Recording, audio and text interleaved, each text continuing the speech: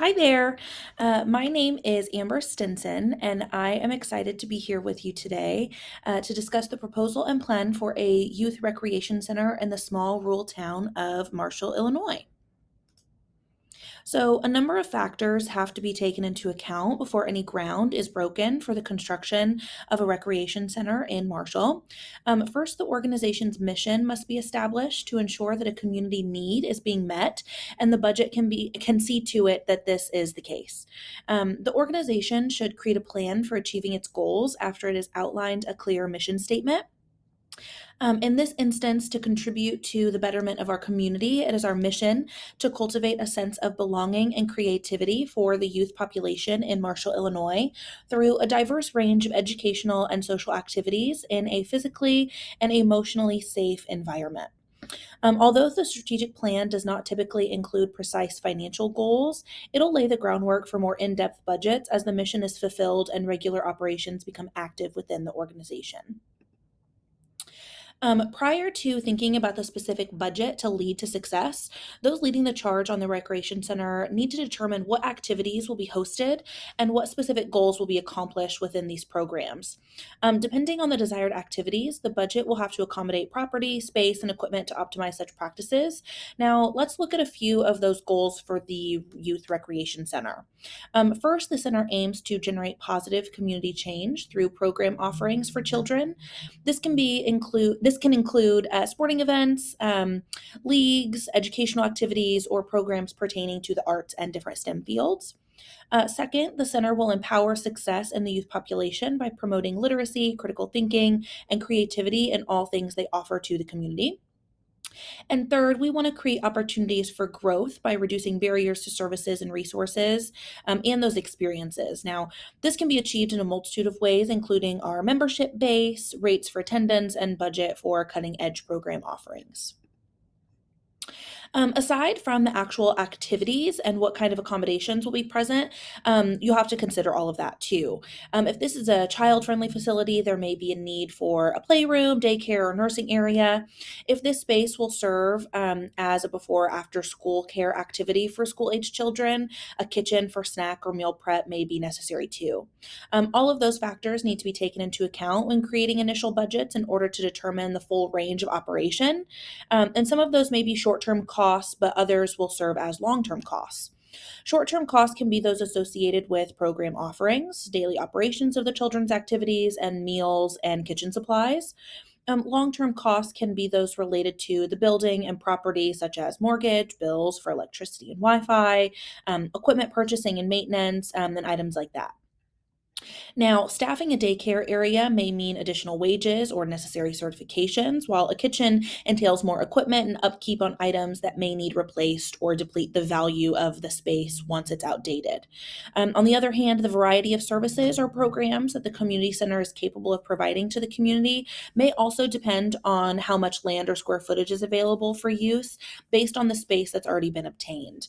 Those variables directly relate to long term budgeting for maintenance and replacement of items pertaining to the equipment or activities offered. Revenue wise, will there be a fee for use of the recreation center? That revenue could be generated once the operation is up and running. In addition to fees, if there's a cafe or a restaurant involved at the recreation center, that revenue could also be generated. However, you also have to consider those expenditures that will come with maintaining the recreation center's regular operations. This would include employee wages, benefits, property maintenance, supplies for all areas. And regular bills and utilities such as electricity and Wi Fi that we mentioned earlier. When it comes to revenue that could be used by the city to pay for the building and operation of the recreation center, there is government funding from taxes that are already in place, as well as grants that could be utilized to pay for the costs up front. Now, let's go ahead and look at some of those grants that we're talking about. Grant applications could be vital to the long term success of a recreation center hosting youth programs in such a small area like Marshall. Oftentimes, grants in rural and urban areas are attributed to enhancing education, human services, arts, culture, humanities, and health. Since this is a recreation center focused on assisting youth within various programs, there should not be a lack of grant funding that can be applied for and awarded to keep operations afloat for that recreation center. Available grants, like I noted here, the Garrett Lee Smith State Youth Suicide Prevention and Early Intervention Program, and the research and evaluation on youth justice topics can be found on youth.gov, where many grant and funding opportunities can be found for community establishments like this, one in Marshall, like this one in Marshall, who are serving that youth population. Um, in order to pursue as many grants as possible, it may be helpful to have a person on staff who's dedicated to finding, writing, and applying for those grants. And that really streamlines the process and maximizes the efficiency. If there's one person in charge of maintaining grants for the Recreation Center, they would end up being familiar with the many different types of grants and the stipulations that come with each type. Project grants could be useful for specific expenses, and block grants could give the Recreation Center more freedom, and they would have more freedom to spend some time and the money that's necessary with some moderate check-ins and reporting data. Um, Now, to maintain awareness of potential grants, managers should stay in tune with local foundations and connected to those who may be able to assist them in securing proposals in the future. This fundraising tactic may seem simple, but it can really be easy to lose track of how many grants or other opportunities there are for funding if upper or mid level managers are not in the know. Depending on the programs offered for youth within the community, the building of the community center could be justified based on the idea of an outcome based budget. This could benefit the health of the youth within the community, serve as a place of refuge for youth who do not have a safe place to go, or assist in teaching life skills to youth people within the community. Um, these could be metrics that are looked at within grants that are given to the recreation center or measured throughout the years to increase, decrease, or stabilize the budget for the center. This type of budgeting shows the value of investing in such a project for the community. However, those outcomes are expected and have to be measured and backed up. With program evaluations, substantiated results from individuals at the programs or within the community. Now, garnering state and government support relies heavily on the outcomes that are being achieved within the organization, which is why it's so important to keep track of metrics pertaining to each of our goals. How the children that we are serving meeting each of those goals, and how can we show our local and state legislators and community members who could assist in future funding that what we're doing really matters. Ultimately, there are many costs that a recreation center in a small rural community may accrue, but there are also plenty of funding and grant opportunities that are going to be available. As long as there are clear goals to assist the youth in the community, and there's a level of transparency with the appropriate government entities and those providing funding, the success of the recreation center could be life changing for the youth in the area. Now, assisting the youth in the area can also lead to the eventual long term success of the community. And we need to show those who that can help that this really is the case. Performance budgeting is an approach used to improve the focus on outcomes within the budget process. Within the outcome focused budgeting approach, you oh, within the outcome focused budgeting approach that we talked about earlier, you do not solely focus on inputs like the financial resources allocated within the organization. Instead, you can align your resources based on the expected outcomes in order to prioritize investments that will lead to the greatest impact of the organization's objectives. Funds could be used, for example, to hire skilled personnel, buy necessary equipment, and launch high quality initiatives and programs that are in line with the defined success measures of the strategic plan of the organization. Since performance based budgeting requires the financial team to align with the outflow of money with the goals of the organization, it really allows the organization to be succinct and in line with their metrics and objectives for success. It also allows for the organization to monitor and evaluate the success of those metrics and objectives based on the data available and collected to enhance and optimize the performance and overall financial health of the facility. A youth recreation facility in Marshall, Illinois will have limited amount of resources, and adopting a performance-based budget approach would allow those resources to be maximized so that the needs of the youth in the area can be met and the overall health of the community can be sustained as a priority. A special purpose budget could also be developed for this initiative in particular, as this could fall under the city's purview, but have a completely separate budget as the project may have a specific purpose of assisting the youth within the community. With a special purpose budget, an outcome will most definitely be analyzed. This may include how many children attend certain programs, how many children utilize the space in general, or how many members there are at the center. Surveys could also be sent out to collect data or crime rates of minors, could be looked at closely before and after the recreation center was built and operated. Again, those metrics are going to depend on the specific goals that are created that we talked about earlier. It may be beneficial to get buy-in from community stakeholders when creating those specific goals too.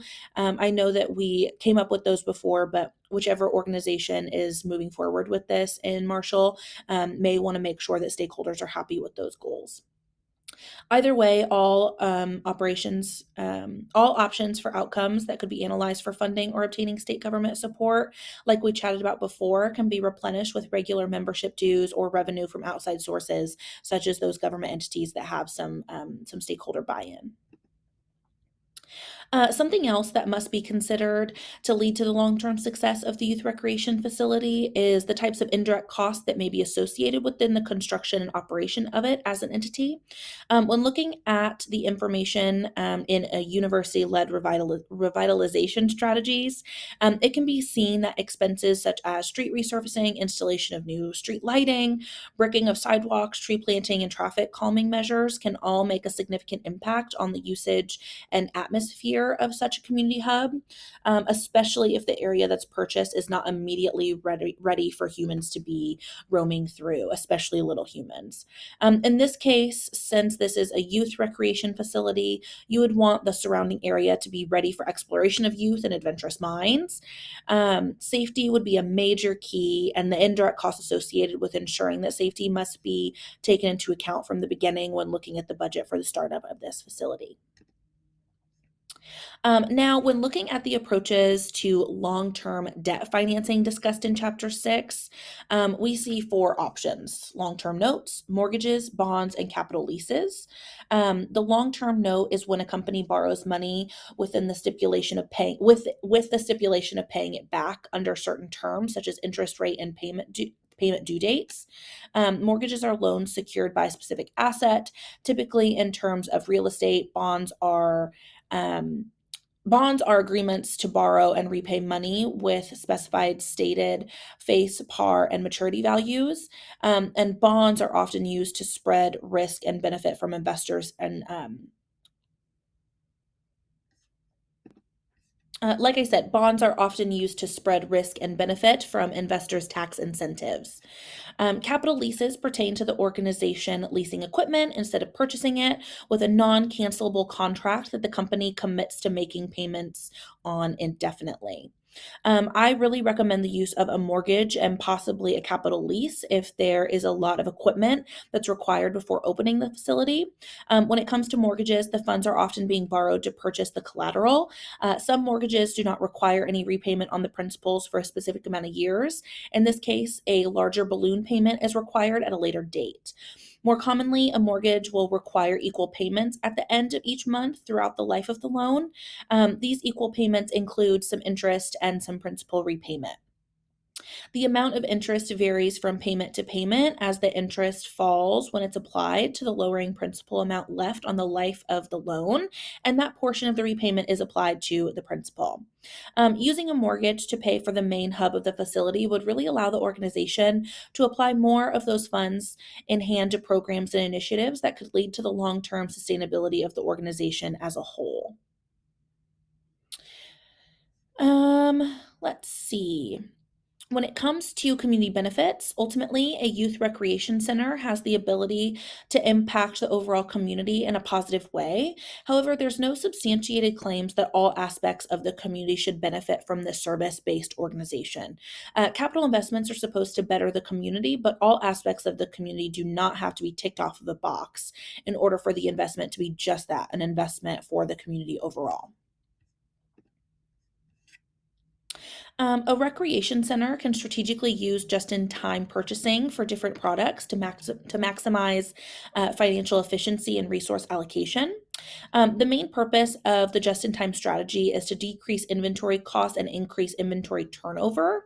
Several instances of just in time purchasable supplies for a recreation center are shown in this recommendation based on the insights presented in the text, like sports equipment such as basketballs, soccer balls, and other athletic supplies can be purchased just in time, which really minimizes the expenses of surplus inventory and matches procurement with immediate consumption. Likewise, creative supplies like paintbrushes, construction paper, all of that stuff could be bought just in time too. However, various items for youth recreation center could also be procured utilizing either a period review or fixed order quantity systems, depending on the inventory management strategy that's most preferred and is beneficial to the organization as a whole. An organization's establishment of a strong accountability and control system requires careful consideration of stakeholder access to funds and information, in addition to steps taken to reduce the possibility of fraud, abuse, and waste. One strategy mentioned in the book that I really value is putting it that I really value and think we should put in place is open reporting framework that gives stakeholders prompt access to relevant programmatic data, financial information, and expenditure details. Stakeholders such as staff, board members, donors, and program participants are empowered to actively participate in the oversight process by creating an environment of transparency and open communication, which really guarantees responsibility at all organizational levels. I continue to go back and forth on utilizing a proprietary fund accounting approach for a recreation center. Tracking income, costs, and assets related to particular services or businesses like operations is the responsibility of proprietary fund accounting, which is generally used for enterprise like operations. This approach might benefit a recreation center by providing advantages like improved financial openness and accountability for income generating operations like facility rentals or program fees. Additionally, it might make cost allocation and performance evaluation more accurate, supporting resource allocation and strategic decision making. But proprietary fund accounting's intricacies and resource requirements could be problematic, especially for smaller or less financially savvy businesses. The advantages might be outweighed by the requirement for special accounting knowledge, software, and extra administrative burden.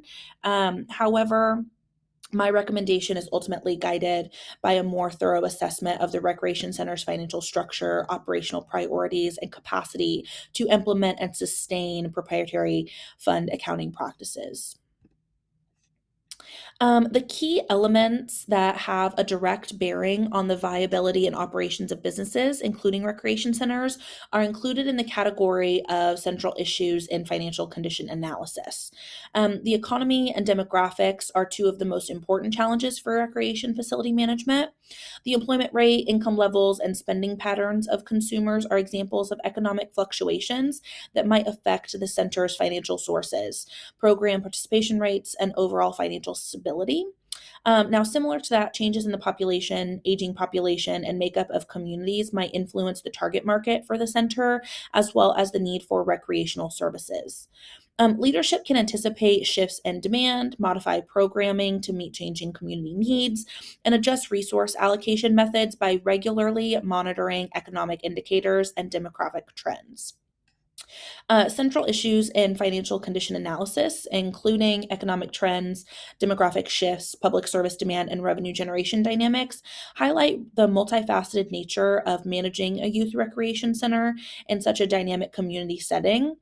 By integrating these insights and recommendations, the Recreation Center leadership can navigate challenges, capitalize on opportunities, and ensure the sustained delivery of impactful programs and services that should really enrich the lives of youth and families in Marshall, Illinois, while fostering financial sustainability and community resilience. I have some resources or references listed here. Thank you so much for listening to me today. And I really hope that you enjoyed chatting about the Youth Recreation Center in Marshall, Illinois.